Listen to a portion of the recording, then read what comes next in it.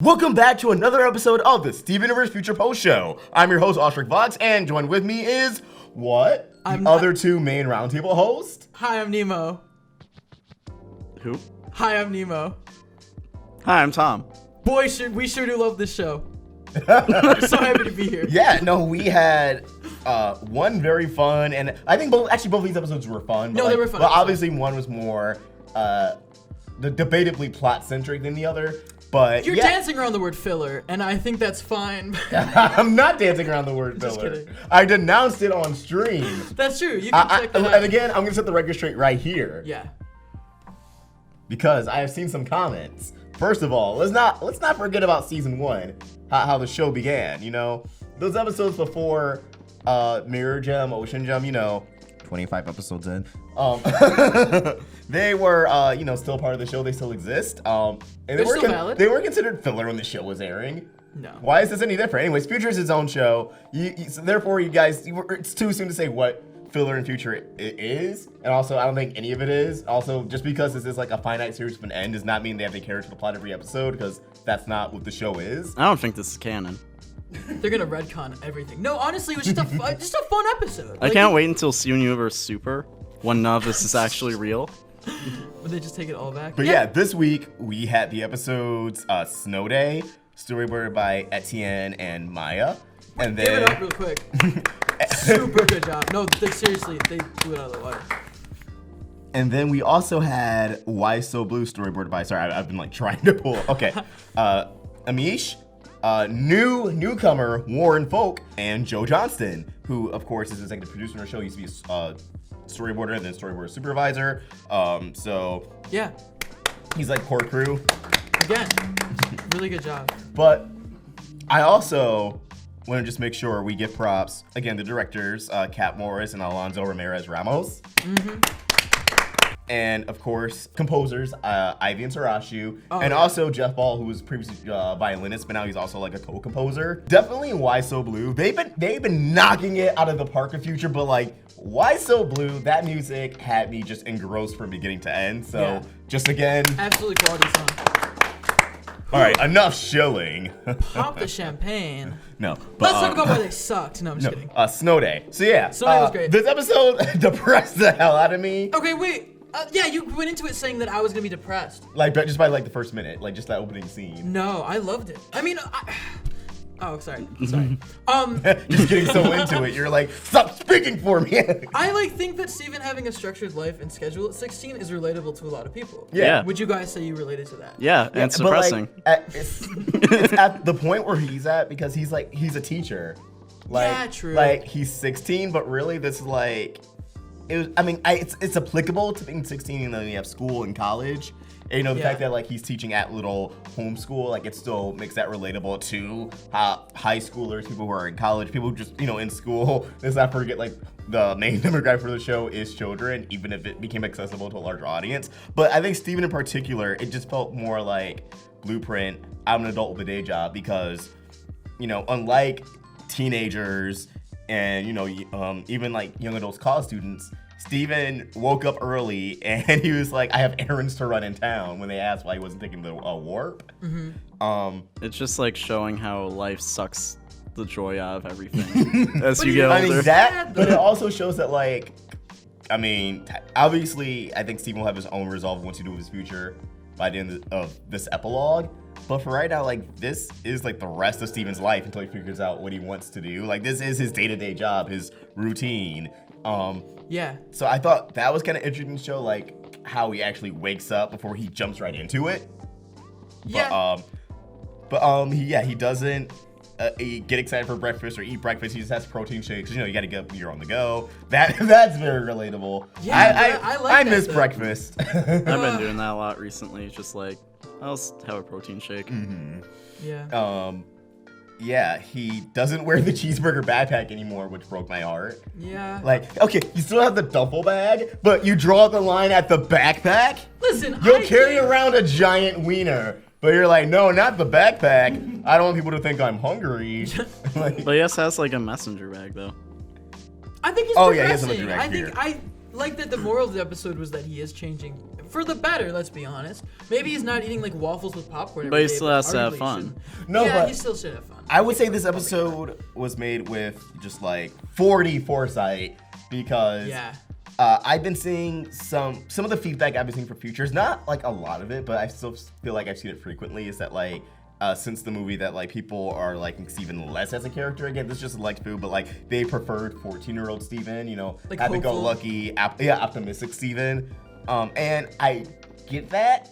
It's funny because that's what some people used to criticize Steven Yeah. for. It's like, that's You can't not make everyone realistic. happy, Yeah.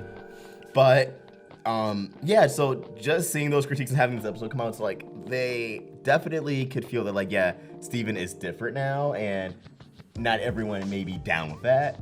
Yeah, but that's fine. And honestly, I think that I love this version of Steven more personally just because he's able to get upset at stuff. Which is like, finally, like, things are phasing him and he's He like, has more standing his range ground now. more. He definitely has more range. And then when he is happy, it's like more rewarding. Yeah. Steven has the capacity to be. But also, it's just realistic, honestly. Yeah, dude. I don't know. I think it's great. I'm happy for the kid. He's not even real. He's real to me, damn it. But yeah, they play Steven Tag, and we have a huge character development moment. Oh, tons. Even if it's just like in fun, you know, like in jest, you know, we're having a good time. But I think that's what made it even more important. That it didn't have to be a serious situation for this to happen. Pearl shapeshifted. Yeah. Like, Yeah. can we just have like a round of applause for Pearl? Like, Glorious. Yeah, it was good to and like see. Steven thought he had them. He was like, Pearl doesn't shapeshift. I win. Dude, Steven, And then she started glowing. Pearl, like, in my opinion, was like the mom so much before, like the total mom. And now she's acting like the mom when the kid goes off to college. Like, she's like more chill. She brought out the wine. Yeah, you know what I mean? Like, she's like level-headed. She's not, like, I'm freaking having anymore. friends over tonight. Yeah, and I think it's like the best, honestly. She's like my favorite character in terms of development right now. Is Just that what your mom's like now? You're in college? I'm not naming names. I'm not naming any names. But what I'm saying is that it's really refreshing to see her not be like anal about stuff, you know what I mean? But still have the capacity to be like mothering towards Steven. We also got like every core crystal gem fusion under the sun, but in the form of Steven. Yeah. Which I'm sure some people at home probably feel played by. Yeah. Like, oh, Sugalite finally returns. That's Steven! It was quirky. I don't know. I kind of glad because like the show has so much to play with now. Yes, And so much, exactly. Like they don't need to hold back the concepts, I feel. Yeah, and like, this is them just playing around in the world that they created and set up for so long. I feel like it's like deserved. Yeah, and it's just very refreshing to see the crystal gems play with Steven, but like he's grown now. Yeah. Like he doesn't play anymore. Yeah. Also, in the beginning of the episode, when Steven was going through like his phone for the like his agenda for the day, it showed like what he had to do for tomorrow. One of them, one of the activities, a little homeschool that I'm assuming he's like helping them learn is baseball. And if you guys remember, like Hit the Diamond in season 3, where they played baseball to see the rubies. I thought that was just like a really cool little detail showing that like it manifested in its own little like not meaning, but just like activity. Yeah. True. And it kind of makes me wonder like how do the gems react to it, because it technically has historic meaning to the development of Homeworld. So are they like seeing it as just like a pastime sport, you know, like we do? Are they seeing it as like this honorable practice? It's just like two cultures melding. If I'm being honest, I don't know. It's just like interesting. But yeah, I am really just like content. I think a lot of these episodes just made me content. Yeah, no, it's just like a good episode overall. I mean, I just like watching it. Like I feel like for most of the future, I have like a fuzzy feeling in the episodes, and like even like with volleyball, it ended on like a sweet, heartwarming note. But I do gotta say, when Steven shapeshifted to his 14-year-old self real quick, Zach was not trying to like fuck up those vocal cords that day. He was like, nah, you ain't getting that again. Yeah, and I get it's consistent with how like Garnet, Amethyst, Pearl, like their voices don't change when they shapeshift. But Steven's organic. Yeah, there was the episode where he shifted ages and his voice changed. Yeah! Yo! Yeah. Yeah! Yeah. Hey! But he wasn't changing age as When much he as was saying to Vito. I don't know. Is it No, different but, like, than Steven at shifting the- and changing age? I feel like those are different things. No, but he changed his age through shapeshifting. Yeah, because like the episode where he was a baby, he was just a full-on baby. Yeah. But I feel like right now he could shapeshift into the shape of a baby. And also when he shapeshifted to be like how he is now in future with the Neck. Yeah, like with the Steven's birthday or whatever that episode was, his voice changed then. Yeah, that's what Shane was saying. We want answers, guys. Wait, Come no, on. not Steven's birthday. The other one. You know, I know what with you mean. like Connie and It was like. oh yeah. Yeah. What? It was at the barn. I don't remember. That episode's Steven's birthday. The other episode is It's like 100 So birthdays. many birthdays. So many birthdays, yeah. So Many Birthdays is the first one where he Right, like, right. But yeah, his voice changes then. But Steven's birthday is when he regresses to a baby. But like that's when like he has the voice that he pretty much has in future in the movie. Right. Yeah. Solid. Overall, good episode. No, I just think it's funny that Yeah. like they're like, does he do the 14-year-old voice? And he's just like, please, I got an audition later. Yeah, for real. Zach's like, you got that for 5 seasons. You gonna appreciate that. But it's also part of like what Steven says. He's just like, this isn't me anymore. This episode was necessary. It really Yeah. was. Like, Yeah, it totally was. I feel like there's a lot of stuff directed towards the audience in future. That's so true. But like in a way that's also enjoyable as an episode on its own. And it doesn't Works on a feel level. preachy. It Yeah, it feels, didn't it feel feels preachy. genuine. Yeah. Yeah. and it was just great seeing the gems interact with Steven just because it Yeah. feels like we rarely get those moments of the gems interacting together to the point where it just almost felt like a treat. Yeah, no, 100%. And like even so far in future, like for example, like with the episode Rosebuds, like Amethyst was with Amethyst the whole time, so we only really had like Garnet and Pearl. Yeah. And then with Guidance, it was just Steven and Amethyst. Yeah. And again, I felt like unless the overarching story demanded it, that the gems were less of like a family than as more of roommates. And this episode really refined that family dynamic, which I hope we get a little bit more of in future, even if it's just in passing, because like I think what made the opening scene kind of heartbreaking is that like as they point out, like they all work together. Yeah, they're like coworkers too. Yeah. Yeah. So like Steven just like rejecting breakfast and rejecting the cheeseburger backpack and petting Cat Steven. He didn't even pet Cat Steven. It just shows that like he grew kind of distant from the gems. And it's just like, what does this kid do all day? I Like think, yeah. he doesn't see his girlfriend. He doesn't like. Are they official? We can just say Basically. Yeah. Yeah. Like I was Connie thinking- hasn't appeared. I always thought they had like a brother-sister thing going on. Regardless, I think yeah, I don't think I was as depressed by the opening sequence, but I can see why people would be. I think it's just progress and like. I think it's just the fact that like also like you're new into the adult world.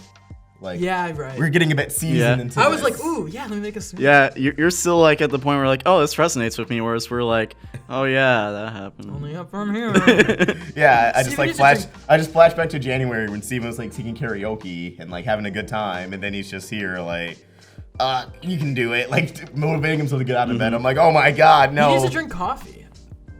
Like that's just like a natural progression. Also, he's a vegetarian now. Oh, okay, Steven. I mean, it makes sense. No, that just felt like a slap in the face. Yeah. Like if every pork chop were perfect, Steven was like, no, fuck you're that. So right. Oh. Like that.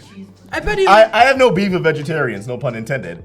But I bet he cares about climate change and stuff now too. I mean, he's like a Twitter I just like activist. regularly eat vegan food. It's kind of off topic, but like vegan food slaps. I mean, Yeah. if it was more available, like if it was more streamlined into society, I wouldn't be against it. But It will like, be. Yeah. I mean, mean- they're definitely getting there. yeah, in like 10 years, I'm sure it'll be just like a normal thing where you go. Probably less than that. Like, look at the Impossible Whopper. I mean, White I- Castle Oh, so also true. has I had to go Impossible gluten free like 5 years ago, and back then it was like not a thing. Whopper. Yeah, it was like now, non-existent. like it's night and day. But like, if you go to like Target or Walmart, they have like a section like their frozen foods for just like a bunch of vegan stuff that like I like eating. I ate Morningstar my whole life without realizing. Yes. It wasn't meat. I was like, oh, weird. But And you that's know the what- future. I think the point we want to touch on here is that Steven definitely would like vote for Bernie at this point. That's like his whole character. Yeah. That's what this episode taught me. But yeah. Let's get into the big one. Why so blue? Why so blue? This episode just throws us into it. Now the description made it seem like there'd be a bit more set up. The description was like, Steven has heard a rumor like a pair of gems are still destroying worlds. But like, we don't really know like where he learned that from. He did not It's hear like, that rumor. I don't think. It's like he just like walked into them doing it. No, but he was looking for them. He was Yeah. like, "Oh, it's true. The rumor is supposed to be true." Oh, true. Which like it's not a big deal. Like, Who's the we don't need like a background. We don't need like a background for everything. Did Lapis just have a dream and she was like, Steven, Steven. we must go. I love their pairing. I love when they work together though. Yeah, Steven and Lapis episodes always make me happy. Like, Yeah. but I definitely think this episode, what I found interesting, was that Steven kind of felt like he was on the other side for once because Lapis was the one trying to sway these gems, and Steven was the one that like pretty much like didn't really. Like he tried, but by the end, he even says like a little homeschool. He just says like, "Don't worry about it. Like, it's not your fault that people are stuck in their ways," which is like what the gems would have told him in the original series. It's kind of him like getting used to the whole like process of it, like learning to let go of like I'm not gonna be able to help everyone, but at least I tried. And I think the whole thing is like do whatever you want. Yeah, some people are still gonna want to be. I mean, when you give them free will, it's like that question, like with God itself. It's like, do we have free will? You know what I mean? Like, I want to see more alien planets. Oh, that's so like true. that just adds to the atmosphere of the episode. It's like, whoa. It felt very Dragon Ball Z-esque at some points. What do you mean? Like when they cut through mountains like that. Yeah, especially that. yeah. I was like, oh, Krillin. Yeah. Yeah, I really appreciate that Future in general has just been incorporating more action. Like, it just feels like peak Steven Universe because they hit like all the plot beats. The characters are like where they were meant to always be. Yeah, like it's definitely like a stronger presence of comedy as opposed to the original series. Like the original series was already funny, but it was more like tongue in cheek. Whereas Future goes all out. Like there are visual gags, there's a lot of tongue in cheek humor. Like there's setup, there's punchlines. Like not saying those weren't present in the original, but like they were more sprinkled in. Whereas in Future, it feels like it's kind of the backbone, which some people may get like, rubbed the wrong way by, but we still have those serious moments, we still have our volleyballs. Yeah, and it's all balanced. Like, Yeah, it's all balanced. it's amazingly well balanced. So like the fact that we have consistent action, because like we had Steven versus Jasper, we had Smokey Court saving the boardwalk, we had, well, Rosebuds was just, like mainly just dialogue with a lot of jokes, but volleyball, we had Mega Pearl, and then, them disabling the reef security system. And then we have Bluebird, which obviously Steven versus Bluebird. Yeah. Very special episode was like that was like a not as action focused. But then you have Snow Day. There were definitely action sequences, even if they weren't fighting. I think that's an important distinction. Yeah. Action doesn't always translate to fighting. The direction was very action oriented. And then we have Why So Blue with the Lapis Lazuli. So like for 2 episodes out of 8 for Future right now, only 2 doesn't have any form of action. That's still really impressive. That's a major turnaround from the original series, which it would have been, 8 episodes and only 2 of them have like an action sequence. And sometimes longer than that. Like season 4, the gems didn't even like some of their weapons until that will be all. And when there is action, it's incredible action. They don't like half it. It's really well done. Yeah, like so well it's contained, it's shortened. Although I will say something that took me off guard with Why So Blue that I was like, is this a censorship thing? Which it might have been, but like when Lapis first flicks the 2 other Lapis Lazulis. Oh, like the season 2 One Punch Man thing? What do you mean? Like in season 2 of One Punch Man, they never show him actually punch anything. Yeah, like she flicked them, but instead of showing the impact, like it doesn't even like cut like to black and white. It's not even like a flash. They just fly back. Yeah, it's cut like, wait, are there like some frames missing? Right. Dude, okay, this is something that's bothered me for a while. Like when Steven goes like Omega, what is there a word for it or just pink? Oh, pink. When he just goes pink. Yeah. It's like I want it to be like the Avatar state, and he just becomes like stoic, and he's just like floating pink. I don't know. I want like the camera to shake. I feel like it's more like a Super Saiyan thing. I guess it's more like negative emotions and anger. It would make sense. Yeah. It would make sense for him to just be like, "I am Jesus." I want to see the Avatar state. Like I want the music to rise, and I want to just like to obliterate somebody. But like I haven't seen it yet. Like when he went to attack Greg. Or no, Snowball, what are you doing? When he went to defend Greg, like when his hair was held, like he like went into it and he jumped up and I'm like, let's go, like let's see some blood or something. Not that I wanted to see blood, but I was like ready for like a storm. And he kind of just like went up and he was like, and then he like stood there for a second. Like it wasn't. No, he like pushed him around. I guess like, he immediately pushed did him that. around. I want to see him like. Yeah, but I think that's also because he's like holding himself back. Like, because against Jasper, he was like throwing punches. He was like, "I'm not pitiful." Yeah, true. We'll see. I He bet was by the end throwing of the some season, hands. Like, yeah, by by the end of the season, we'll just see like some real. But yeah, these Lapises, one is like really into it. Freckles, I love her. Freckles, best Lapis. Like her design is just really good. Like seeing darker toned Lapises is just like really interesting. And then like the like her freckles are like gold, like actual. Yeah, and they like accent everything. It's so good. And the other one, she's just like, you can't sit with us, out here being Regina George. Lapis sings. We got a song, as I was hoping for, because Jennifer Paz like posted earlier this year that she recorded a song for Future, which like I don't know if because it makes sense for that to be this song, but at the same time, what's the production for this like? To record like spring of this year, that was close to the end of the season, and we're clearly not at the end of the season. Yeah, I don't know. It came out really good. I mean, I think they finished episodes out of order a lot, so that might be it. Probably. But yeah, Lapis goes all out with the Lapis Lazuli, and it shows that like our Lapis, probably just through like her experience in Angst alone, like is far more experienced than other Lapis Lazulis, because they're like, oh, thanks for showing us a new trick. Yeah. And something else that I found interesting was that by the end, they kind of like waved the white flag just because they were afraid of Lapis. And obviously that felt like really... I mean, were they afraid or were they... Well, what I meant to... They were impressed by her power. Yeah. But it also felt kind of disingenuous. But what they were saying, just like with power like that, and then Lapis was like, that wasn't strength, that was weakness. But, which I thought was like, oh... It's a powerful line. Bars, like, snaps around for that. Because by the end, only one Lapis Lazuli comes to Little Homeworld, which I'll touch on in a second of like, because I'm sure a lot of people are already suspecting like double spy or not, but oh yeah, but I didn't even think about it. I'm so dumb. Even though I said that, that's so wholesome. Even though I literally said that. Yeah. But what was I saying? Oh, just like for the other one who didn't join, it makes me wonder because just like again that statement of power, it reminded me of Jasper, because Jasper is someone who's also impressed by strength and someone else who seeks out power. But like right now she's just chilling. So I wonder, it's like could the other Lapis Lazuli who stayed behind, I don't know, what do we call her? Because we can just call the one Freckles Freckle. Like that's cute. That's Regina. quirky. Regina, yeah, she's just Regina. Yeah, so Regina over here. Regina didn't come. Like, because here's my thing. No. Going into what does that mean? I think that sounded like a sex thing. I think some of us got it, some of us didn't. No, it wasn't. Okay, maybe not. Here's my thing. I think we may have just like, it's kind of well written where you could suspect that she could be a double spy, Freckles. Yeah. But at the same time, it's like, well, is she genuinely giving Earth and Little Homeschool a shot? Because, during Lapis' song, she was into it. She was. I think that maybe it's not as... But that could be a red herring, too. But, I don't know. I'm kind of under the impression that, because my prediction right now is that... I think that's interesting because it could go, it could go multiple ways. And it's like... Because I feel like something's going to happen next week, mid-season finale. Graduation.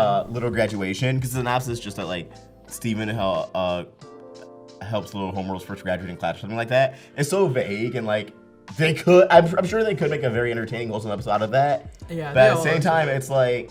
It gives me, like, Red Wedding vibes. Like, something's going to go wrong. Like, they could have some party crashers. Because at this point, we now have Bluebird and now the other Lapis Lazuli. Yeah. Potentially Holly Blue Agate. And again, I think Jasper is going to be chilling on the sides, and then potentially, any rebelling gems are like, hey, you're Jasper. There's no way you like this shit. Yeah. Like, get in with us. And she may be caught between two sides, but... Ooh. That sounds fun. I'm excited. Yeah, just having Jasper be like that in between where both sides want her, but she has to, like, choose. But I feel like it makes sense for where she's at right now, too, for that to happen. Yeah. Because I think she would naturally want to cave in to, like, an idea of power and things. Like, her being in control. But it also might be a thing where she doesn't want to, like, feel like she has to join with other people to be strong. Exactly. Well, I mean, Malachite. I mean, I don't know. She just seems like the type who wants to be a loner right now. Yeah. And, like, be strong on her own. That also reminds me, Lapis, she said, like, the mirror and fusion was a prison. Which I think that might have been like a low-key note. Maybe they're implying that maybe Lapis doesn't want to fuse anymore. Which would make sense. Yeah, like... Yeah, no, I can see that just being like unstated. But and that also ties into the that wasn't strength, that was weakness, because she felt power when she was fused with Jasper because she could control her and basically abuse her as well. Yeah. So it might be something where she doesn't want to feel that again because she sees it as a weakness. Yeah, for sure. But yeah, I wonder if that line almost takes some people off who are like, Lapidot fusion, I need it. Yeah, I don't know. Which I need it too. But my expectations are just kind of lowered. Maybe the gems can be in relationships without being fusions. That makes sense. Yeah, there was fusion, man. Okay, but no, for real though, I feel like Lapis is really coming into her own. I mean, she was before, but I mean, we finally get to see. I think this is peak developed Lapis. Yeah. Oh my God, when she was like, they're not nice like me, and Steven's like, Yeah, that was so great. I think that was also just a wink at fans potentially. Oh yeah. Some fans were like, fuck Lapis. Some are like, baby. Fuck Lapis, yeah. Yeah, I enjoyed how after she did the song, they laughed in her face. And I because they're like, what are you, gay?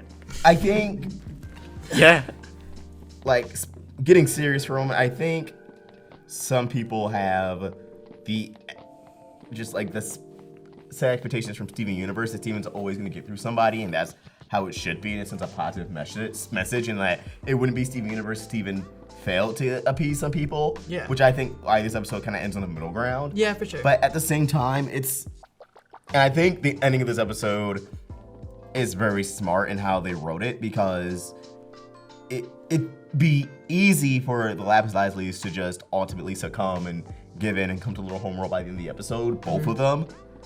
And that's what Steven and Lapis would want to hear and would want to see.